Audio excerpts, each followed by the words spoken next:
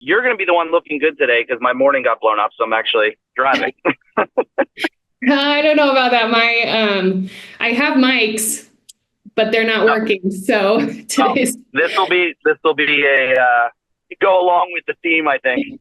Yeah, just go with it. It's fine. It'll all be fine. Yeah, right. How are you? I'm good. Yeah, it's been a crazy last couple weeks, but really good. Oh, that's good. Yeah, how are you doing? Good. Yeah, we had like a little lull for like a couple weeks with just I guess people coming back from vacation season and school starting and everything like that. But Yeah. But we're ramping up again. Can you see me okay? I cannot see you. Okay. All right. So I need to fix that. Sorry. No, you're okay. You're on the road. Be safe. Yeah. All right. What about? There you are. Can see me? Yeah. All right. Cool. So how's the market where you are? It's crazy. Yeah, I serve northern Colorado Springs and Monument, Colorado. And it's really interesting. There's some houses that are like sitting for a super long time. There's some houses that are going in a day. I've had quite a few contracts recently where my buyers have offered on that it's multiple offers again. So multiple offers are back. It's just, it's kind of a madhouse. I showed a client 2 houses on the same street, very comparable homes. One had sat for like 42 days. One had been listed 2 days. And I always call the agents before showings. And the one that sat for 42 days didn't have anything. The one that was on the market for 2 days had 3 offers already. It was like they were the exact same house on the exact same street. The one that was sitting had a little bit of deferred maintenance. So you needed to like caulk your bathtubs and things like that. But it's just crazy. Like there's a lot of times no explanation as to like one house is sitting and the other goes super fast. So it's been a wild ride, but I've been super busy this year, which I'm very, very grateful for. That's awesome. So we're in Westchester, Pennsylvania, right? So our area, like I know real estate, they always say real estate's, local, right? But our area, we're very insulated from like any bad news, I guess you would, here in real estate. Like stuff very similar to kind of, I guess, the situation you're talking about, where it's like as long as the property is worth buying, it's going pretty quick, right? Would you say the area that you service is kind of similar to that? Yeah. So Colorado Springs, we have 4 military bases here. So there's people moving in and out all the time. And so that's just military. That's not even like government contractor and different things like that. So let me just mute my messages really quick so it doesn't keep dinging at us. Sure. So Colorado Springs is very sheltered from any kind of recession, anything that's going on.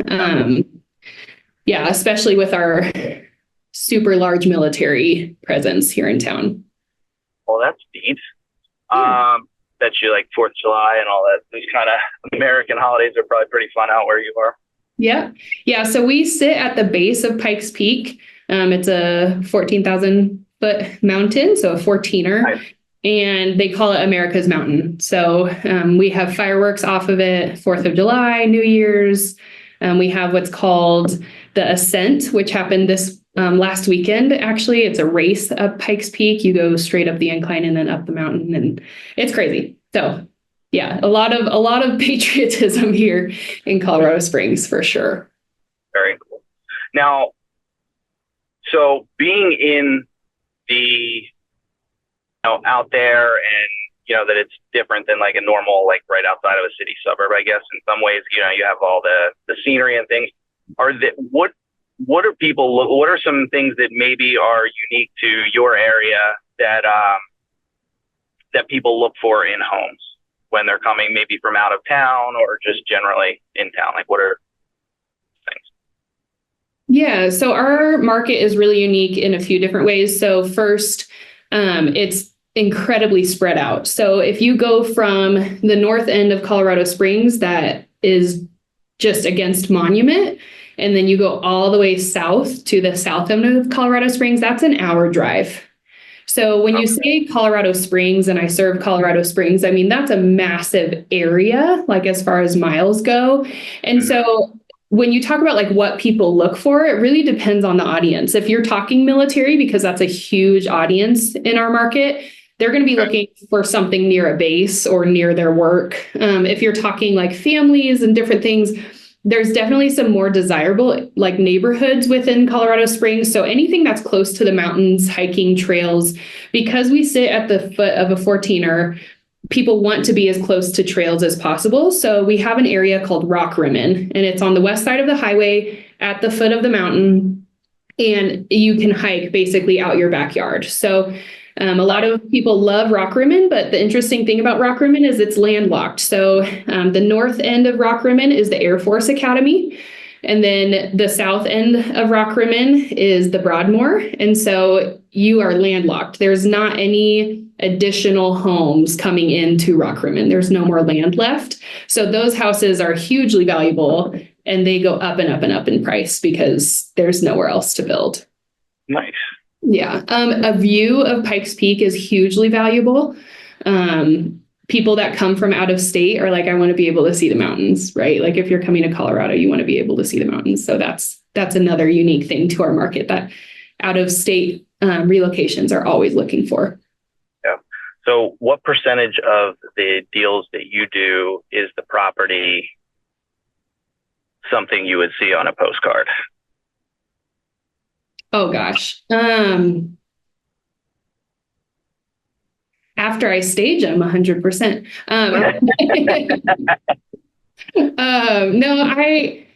Probably a good like 80%. So my clientele that I serve kind of the upper end of like a standard and then I go into luxury. So most of my clients have really beautiful homes with beautiful views.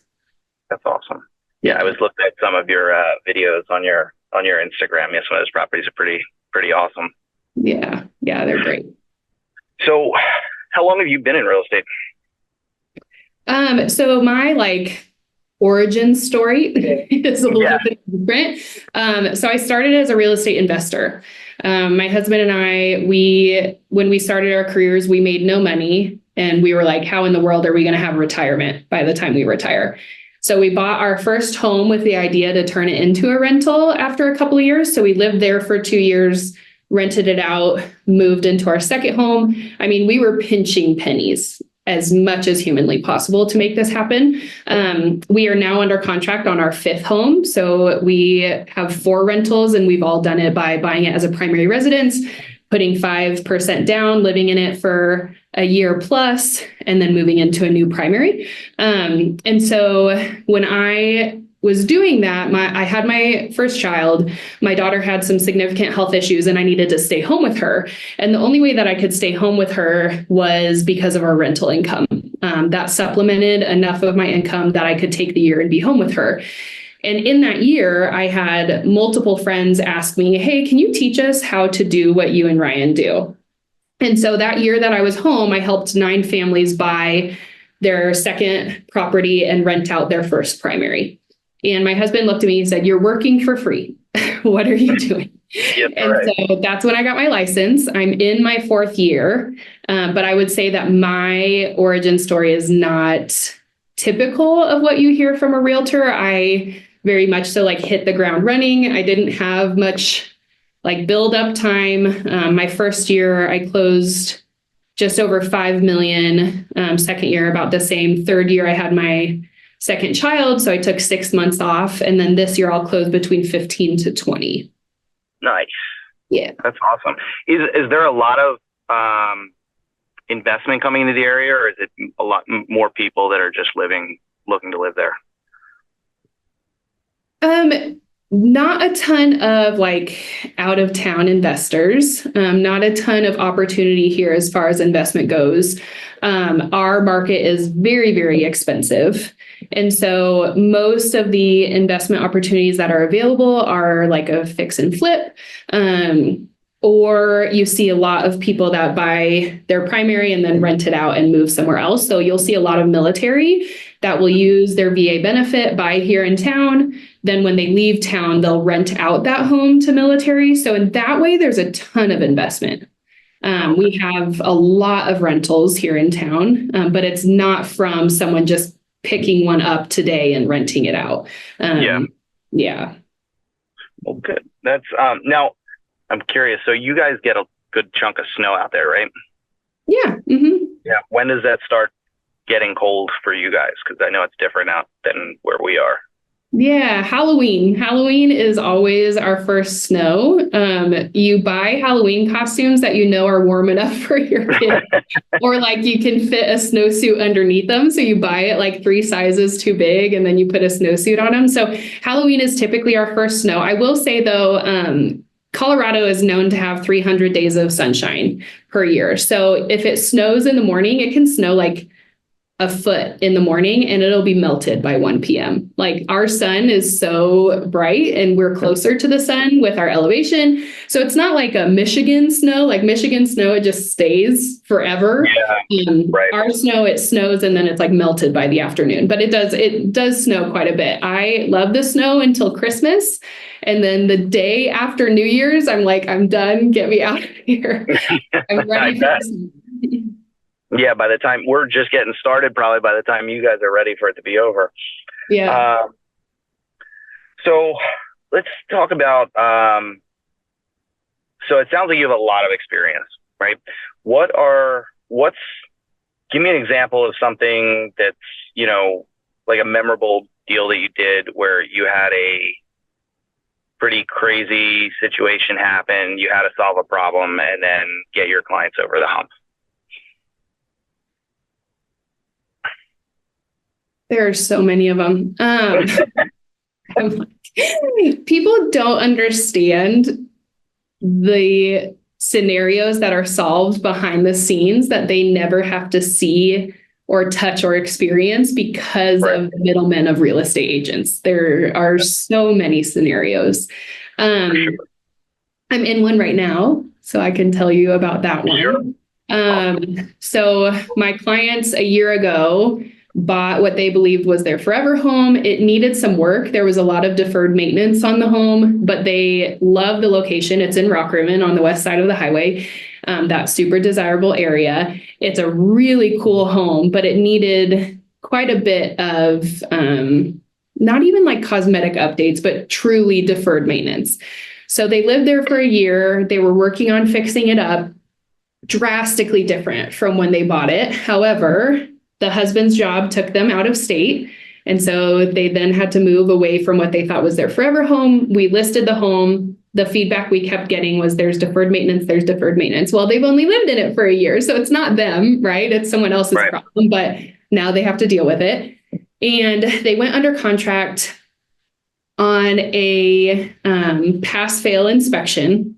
The buyers then came in with a list of no less than 15 items and said, we need these fixed. And we said, whoa. We negotiated a pass-fail inspection. And the realtor said, we don't care. This is what we want. The list included things like cleaning out the leaves in the window well, grinding down the driveway so that there wasn't a tripping hazard. I mean, it was everything. Replacing the window screens, even the ones that weren't broken, just to update them, replacing the hot water heater that wasn't broken just because it's older. I mean, the list went on and on and on. So we negotiated them down a little bit, gave them a little bit of a seller credit because my sellers are out of state. And then I get a phone call one evening and the agent says, my clients, I'm so sorry, we are going to have to back out. And I said, can I ask why? And she said, the lender on their side told them that they could falsify a lease on their current home to qualify for their new home and then take that lease back. And she said they felt uncomfortable with it, so they called another lender, and the other lender told them it's mortgage fraud. And I said, yes, that's mortgage fraud. That's a fake lease. That's not real. I mean, you're signing federal documents saying that everything you're providing is true to the best of your knowledge. So she said, we're going to have to back out. And I said, whoa, whoa, whoa, whoa. I have multiple lenders here in town that have a buy before you sell program. And she was like, well, that's really expensive. We want to stay under contract, or if we stay under contract, we want it to be contingent on the sale of their home, which right now homes are sitting for about 30 days on average before they sell. So you think it sits 30 days, then it's under contract 30 days before it closes. That puts us at 60 days. You're starting over the timeline completely. So I put her in touch with one of my preferred lenders. My lender worked her booty off to get them qualified. So now they're under contract to do the buy before you sell program. We only had to push closing a little over 2 weeks. And we're going to get my clients out of contract. They're going to be completely closed within 2 weeks, if not sooner. The lender said she can try and get sooner. But when I called my clients to tell them this story, I said, hey, I want to tell you some bad news, but good news.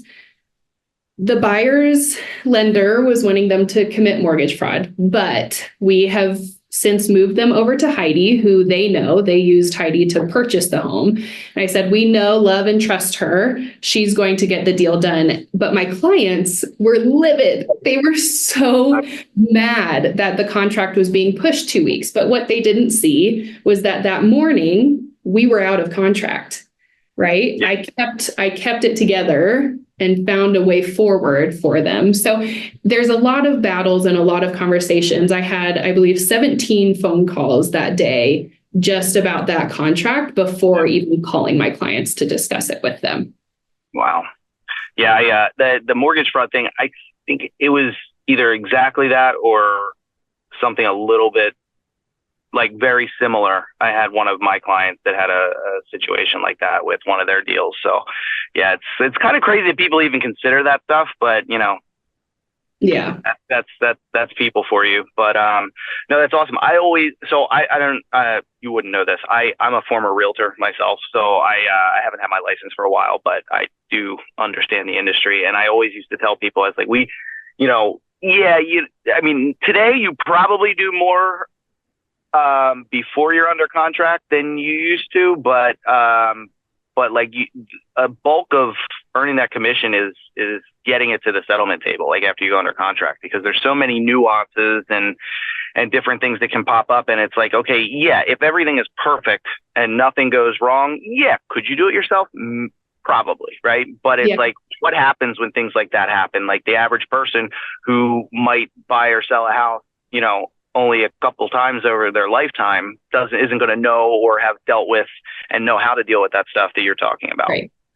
Right. And I think buying a home or selling a home is such an emotional process that people don't understand how they will respond in their stress.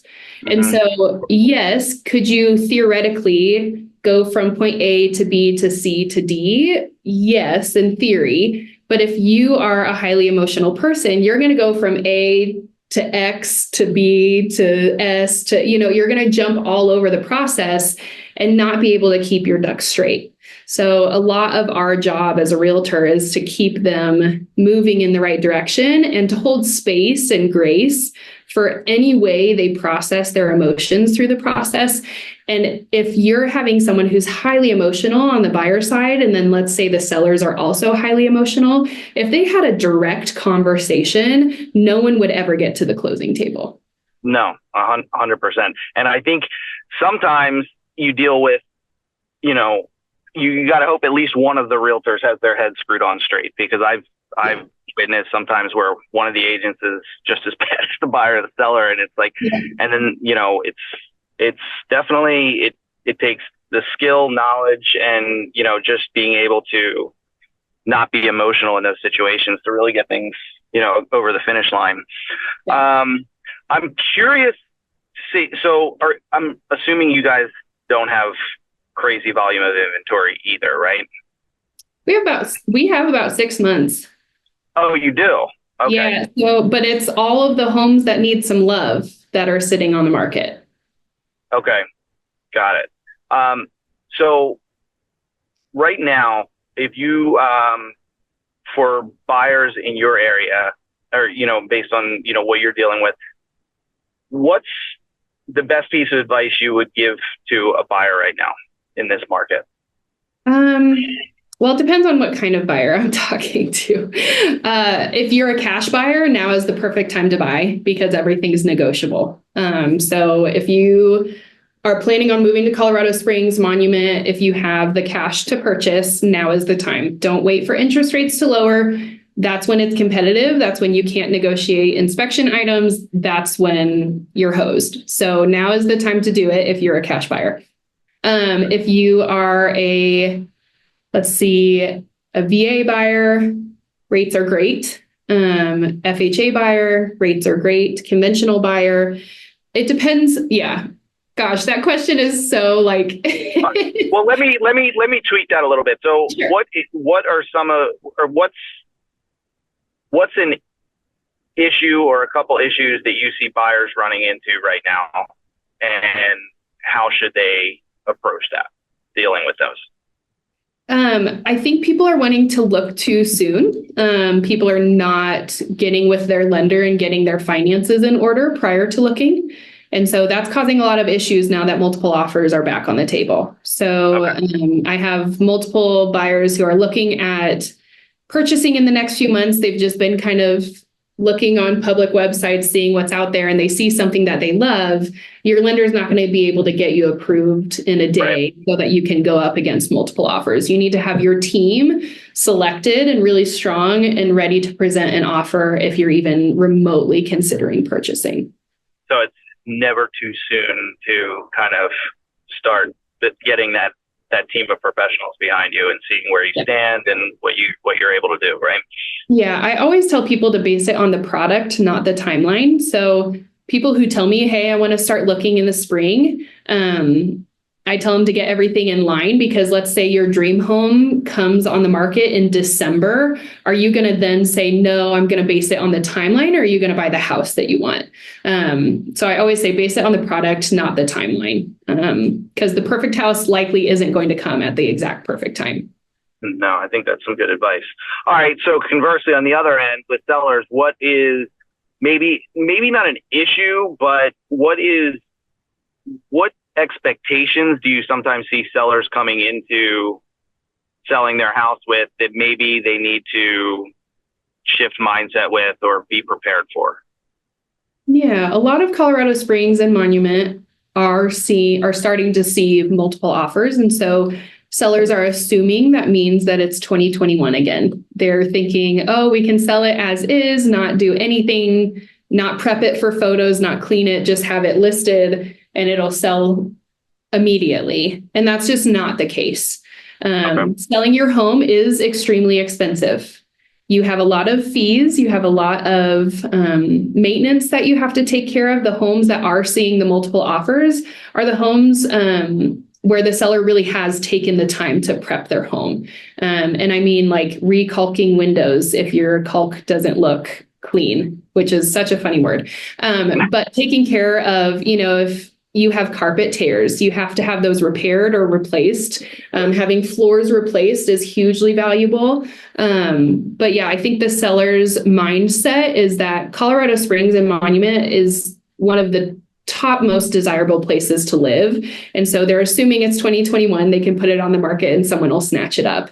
But you have to compete with all the other homes that are listed right now because we do have higher inventory. So you have to make your home have the least amount of objections, right, with any buyer so that they're interested. So for a seller, it's all about preparation. You can't take your home to market in less than a week and expect that it's going to go well. Okay. Would you consider it a buyer's market where you are right now? Or not quite? Not quite. For a large percentage of the homes, yes. For the most desirable homes, no. The most desirable homes that have multiple offers on it. I mean, let me back up. I have a client who we are closing today, this afternoon, actually. We went and looked at a house in an area called Skyway. It's down by the Broadmoor, super desirable, really cool, like mid-century mod homes built in the 70s, all have like crazy character within them, very desirable area. Okay. We went and looked at this house. It is a full gut job. I mean, full gut job. probably down to the studs, and walls need to be opened up. It's not been maintained well at all.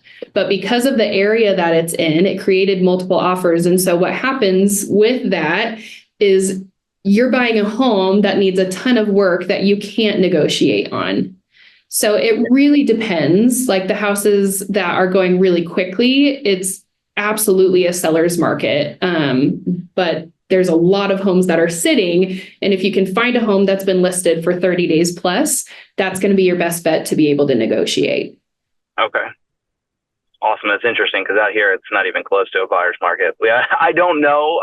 I've been asking people lately, like, do you think we'll see a buyer's market in the next 5 years? And I know you said it's not necessarily, but like, we don't even, like, even the crap is going fast. Yeah. Like not so much out here. Yeah. It's a little different. No, for sure. And it's cool. And that's one of the reasons we were interested in having you on, because it's, a lot of people, will take something they hear on the news or whatever, and it's just so different from place to place. Mm-hmm. And it's just kind of interesting to see how that works. Yeah. What would you say is your specialty as a realtor? Marketing. Not like marketing. Yeah. I believe you only, excuse me, just like joke. I believe you only can make a first impression once. And so it's all about how you go to market. Marketing will always win, always. People are highly emotional and they need to feel an emotional connection with your home in order to want it. So marketing is absolutely my specialty when it comes to real estate. And that's on the selling side. On the buyer side, I'd say my specialty is helping people with their upgrade move and renting out their previous residence. So a lot of realtors are very against what I teach because they say, you're missing out on the sale of their other home. What are you doing? You're losing half your commission.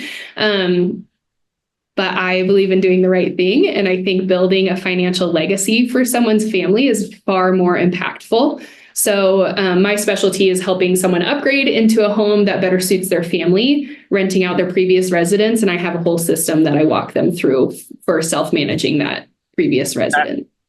That is awesome, because I think, obviously everybody has their own way of doing things, but you're right. You don't get people even presenting that as an option. Mm-hmm. People say, hey, I want to move, I sell my house, and they're just, okay, they will sell that house. And I don't know many people that will even present that as an option.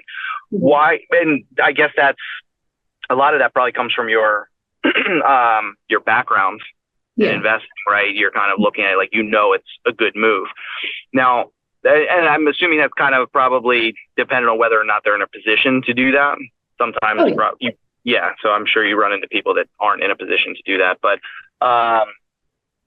how do you get people that when you do tell them that this is a good way to do it, do they ever look at you like, we never thought about that? Or yeah, about 90% of the time. So when I meet with someone who is wanting to buy and potentially sell their previous home, and I say, do you guys want to sell your home, or would it be an option to rent it out? And they go, well, I don't think we qualify for both homes. We can't qualify for both homes. And so that's when I jump into, if you have a signed lease on your previous residence before purchasing your next, that rental income can cover, they can take 75% of that to cover your debt. So it's a lot of education, and they're like, oh my gosh, okay, but how would we get a down payment? And I'm like, do you have a HELOC on your home? And they're like, no, what's a HELOC? So then it goes into educating them on that. If they do qualify to have a HELOC, use that as their down payment on their upgrade move. A lot of times that's a really good way to do it. So I walk them through the process of getting their HELOC, then finding their lender, talking through what it looks like to list their house for rent.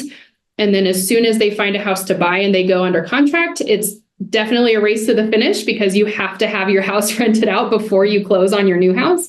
But yeah, I get a lot of looks of, that's not possible, or we don't have the money, or we don't qualify. And I'm here to show people what is possible for them. I really believe in financial legacy. My husband and I do not come from money. Everything that we have built ourselves.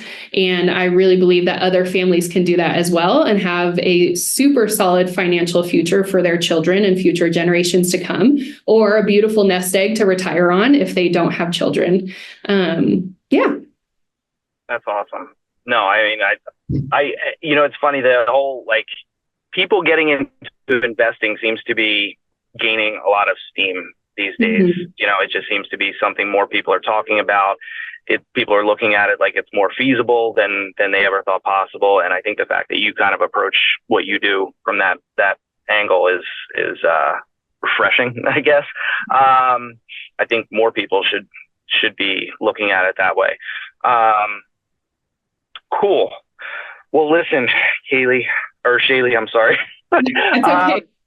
So as I said, my morning kind of got blown up. I have a call out. I would actually do this a little bit better, maybe when your mic works. And honestly, I'd love to maybe do one where we dive a little deeper on what you do in reference to that and working with sellers and presenting that option to them, if that's something you'd be open to. Of course. But yeah, so thank you so much for joining us. What we're going to do is we're going to take this and we're going to put it in its entirety on YouTube, and we'll share that link with you. And then we're also going to chop it up into reels and stuff like that, which we'll share with you as well. So this was awesome. Maybe when it's, it'll be snowing next time we talk. It'll be pretty soon, I hope. But thank you again very much, and have a great rest of your day. Thank you. You got it, and we'll talk soon. Thank you. Okay. Talk to you soon. All right. Bye-bye. Okay, bye.